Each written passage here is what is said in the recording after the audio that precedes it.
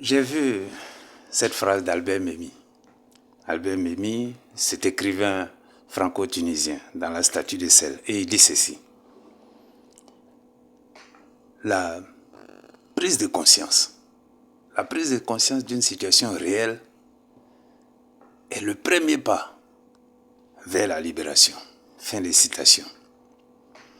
C'est une citation qui me paraît suffisamment capitale dans la réalisation de soi. Oui, la réalisation de soi. Il faut prendre conscience et il faut poser des actes. Donc cette citation nous amène à deux éléments précis, à deux actions essentielles dans la réalisation de soi. Première action, il faut prendre conscience. Prendre conscience. Il faut effectivement prendre conscience que quelque chose ne va pas, que quelque chose doit être changé. À partir de ce moment, nous avons la possibilité de changer les choses. Elle nous invite à une introspection. Une introspection, une observation objective et honnête de soi-même. Il faut s'observer avec honnêteté. Il faut reconnaître que certaines choses n'ont pas marché par ta propre faute. Certaines choses n'ont pas marché. Ce qui n'a pas marché par la faute des autres, ça, ce n'est pas bien grave. Mais ce qui n'a pas marché par ta propre faute, ça, c'est absolument important. Donc, prise de conscience de ce qui n'a pas marché. Et au-delà, elle nous amène à une deuxième action qui est le premier pas vers la réalisation. Ça veut dire qu'il faut poser des actes. Quand on a pris conscience que quelque chose n'a pas marché, il faut poser des actes pour que les choses s'améliorent.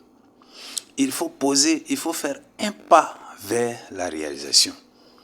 Ici, il faut agir. Il faut agir. Ce n'est pas suffisant de prendre conscience, mais après la prise de conscience, il faut agir.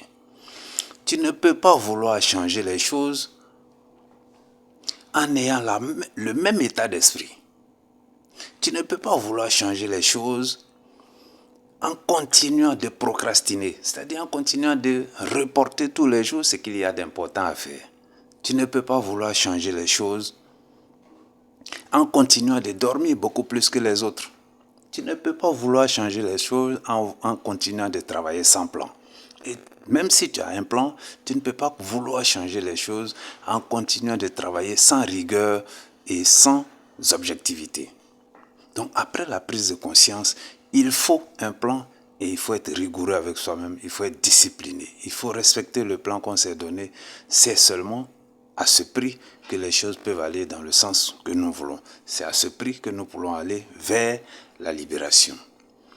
Alors, il ne s'agit pas ici de la réussite de quelqu'un d'autre, mais il s'agit de ta propre réussite. Alors, Albert Memmi nous invite à deux actions importantes, prise de conscience et premier pas vers la libération. Alors, prise de conscience et action. Merci.